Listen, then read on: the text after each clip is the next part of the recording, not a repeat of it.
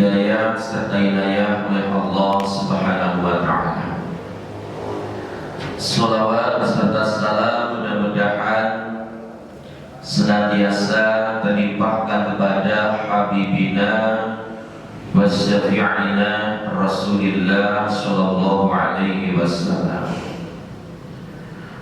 Qala al-musannif rahimahullahu ta'ala wa nafa'ana bihi wa bi'ulumihi wa madana bi asrarihi fid daraini amin ya rabbal alamin. Wal maqalatur rabi'ata asyrata, pembicaraan yang ke-14 dari bab 2 kitab Nasrihul Ibad. Ambadil Hukamai diceritakan dari sebagian ahli hikmah. Siapa ahli hikmah? Atibail qulub. Ahli hikmah itu adalah dokter-dokternya hati. Itu yang dikatakan dengan ahli hikmah. Siapa dokternya hati? Wahum al-awliya, yakni para kekasihnya Allah Subhanahu wa Ta'ala.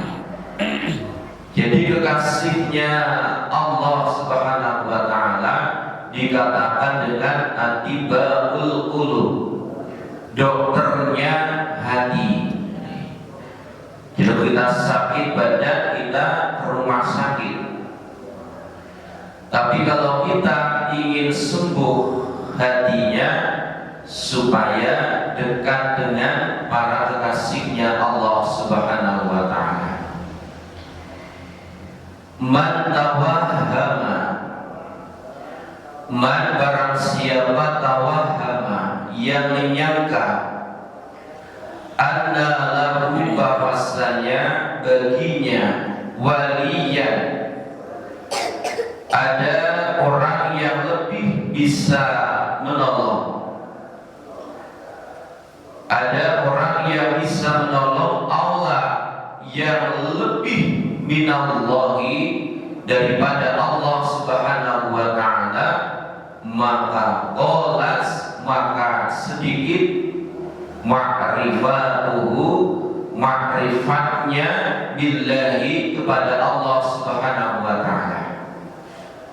Jadi kalau dalam hati kita masih punya prasangka bahwasanya ada orang yang lebih bisa menolong melebihi Allah Subhanahu wa Ta'ala, maka sedikit makrifatnya. Karena makhluknya Allah, hambanya Allah, manusia ini hanyalah sebagai wasilah, sebagai perantara saja, dan bisa menolong kepada kita.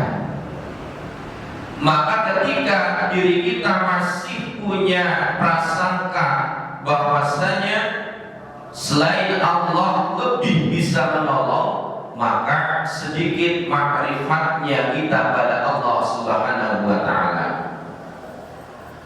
Wal makna, dan makna daripada maqalah ini adalah man dzanna anna lahu nasiran aqrabu minallah wa aksaru nusratan minhu fa innahu lam ya'rifillaha ta'ala. Makna dari pembicaraan yang ke-14 ini, barang siapa yang punya prasangka bahwa baginya memiliki penolong yang lebih dekat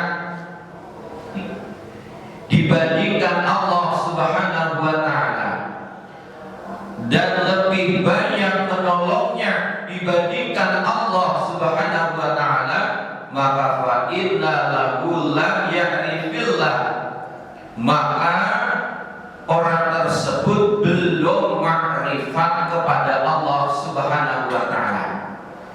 Jadi orang yang makrifat pada Allah Ta'ala bahwasanya zat yang paling bisa menolong pada kita adalah Allah. Jadi manusia menolong kita ini hanyalah perantara, sebatas ada batasnya. Kadang kalau lagi senang menolong pada kita, tapi kadang ada kesalahan kita sedikit, kita dicaci maki. Dan itulah sifat manusia, sifat hamba. Wa man tawahhama anna lahu aduwan, wa man, dan barang siapa tawahhama punya prasangka anna lahu bahwasanya baginya aduwan ada musuh, ada min nafsihi yang lebih memusuhi ketimbang nafsunya, maka qolas ma'rifat tuhu bi nafsihi, maka dia sedikit ma'rifatnya kepada dirinya sendiri. Jadi musuh terbesar, musuh terberat adalah diri kita sendiri, bukan orang lain tetapi diri kita sendiri. Tapi kalau sudah mengetahui bahwasanya musuh terbesar adalah nafsu kita sendiri, maka kita menjadi orang yang makrifat pada Allah Subhanahu wa taala. Man arrafa nafsahu arrafa rabbahu. Ada makalah yang mengatakan barang siapa mengenal dirinya, mengenal kelemahan dirinya, maka dia otomatis makrifat kepada Allah Subhanahu wa taala. Dia mengetahui kebesaran, kekuasaan Allah Subhanahu wa taala. Wal maqalatul khamisata asyrata, pembicaraan yang ke-15.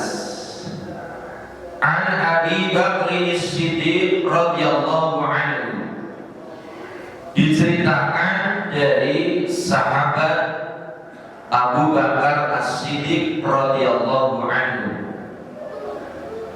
orang yang pertama kali masuk Islam setelah istrinya Rasulullah Shallallahu Alaihi Wasallam. Jadi secara mutlak orang yang masuk Islam pertama kali adalah Khadijah secara umum. Namun dari golongan orang dewasa adalah sahabat Abu Bakar As-Siddiq, orang yang punya predikat As-Siddiq, orang yang sangat percaya kepada apa yang disampaikan Rasulullah Shallallahu Alaihi Wasallam. Fi qoulihi ta'ala, di dalam firman-Nya Allah Subhanahu wa taala, Zuharul fasadu fil barri wal bahr, telah tampak kerusakan di daratan dan lautan. Qala ay Abu Bakr fi tafsiri dzalik, al barru huwa al-lisan. Jadi sahabat Abu Bakar As-Siddiq menafsiri ayat Zuharul fasadu fil barri. Jadi al-bari ditafsiri oleh sahabat Abu Bakar As-Siddiq dengan huwa al-lisan, yaitu lidah. Jadi telah tampak kerusakan di dalam lidah.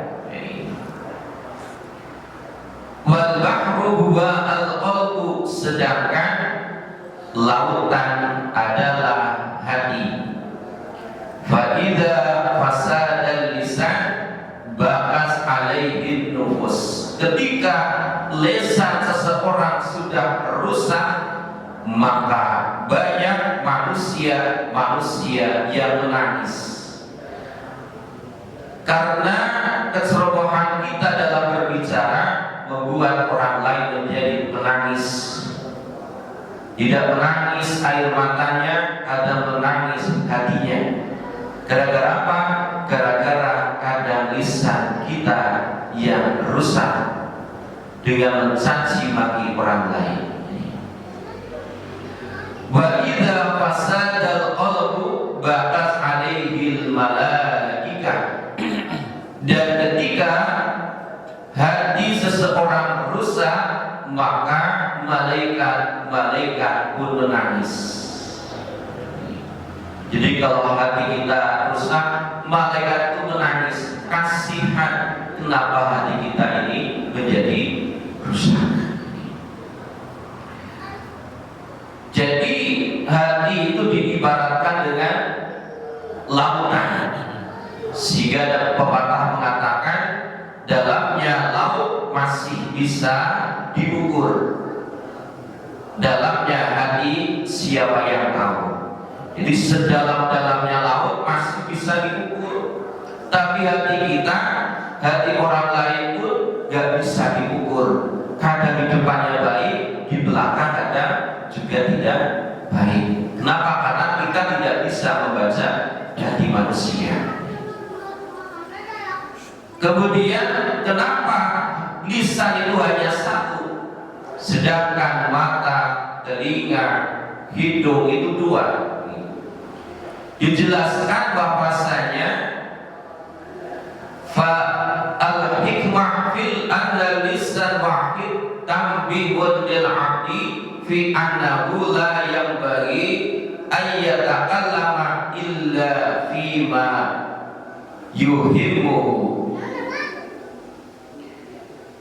Jadi hikmahnya lisan diciptakan hanya satu, ini mengingatkan kepada hamba, mengingatkan kepada kita bahwasanya seyogyanya jangan berkata-kata illa fima yahimmuhu, kecuali hal-hal yang ada gunanya.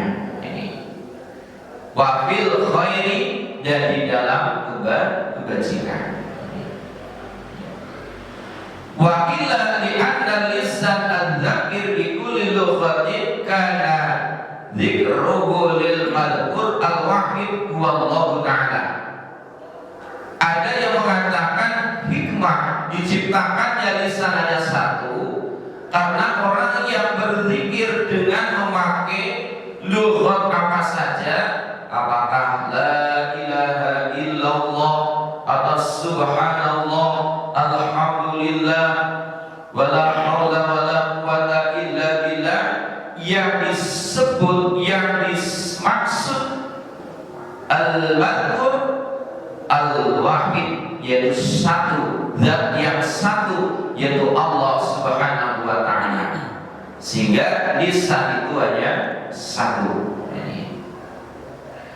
Wa kadzalika al-qalbu, begitu juga hati. Tidak ada yang hatinya dua, hati itu hanya satu. Karena ketika zikir dalam hati dengan memakai bahasa apa saja, pasti yang dituju adalah zat al-wahid, zat yang satu, yaitu Allah Subhanahu wa ta'ala. Bi khilafi nafil 'ain wal udhun fa innahu yata'addad. Berbeda dengan mata, dengan telinga, diciptakan dengan berbilangan, yaitu dua. Kenapa? Li'anna al-hajat ila sam'i wal basar aksar minal hajat ilal kalam.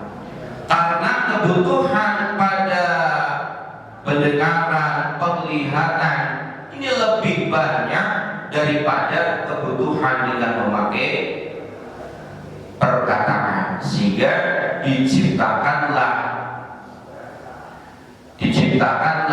pandangan, telinga itu dua, beda dengan lisan, beda dengan hati. Wa inna ma subihal qalbu bil bahri li shiddati muqihi wa isaihi. Kenapa sahabat Abu Bakar menyerupakan hati dengan lautan? Yaitu karena hati sangatlah dalam, hati sangat luas. Jadi hati manusia itu sangat dalam. sangat luas. Kadang di Cipaganti pikirannya bisa di luar negeri, hatinya bisa kemana-mana, karena hati itu sangat luas, sangat dalam, sehingga tidak bisa diketahui dalamnya. Walaupun laut sangat dalam, tapi masih bisa diukur. Tapi dalamnya hati siapa yang tahu? Jemaah yang dimuliakan Allah Subhanahu wa taala, alhamdulillah pada pagi hari ini ada 2 makalah. Mudah-mudahan apa yang kami bacakan bisa bermanfaat bagi diri saya sendiri, umumnya bagi para jemaah. Terima kasih atas perhatiannya. Mohon maaf atas segala kekhilafan. Wallahul muwaffiq ila aqwamit thoriq. Assalamualaikum warahmatullahi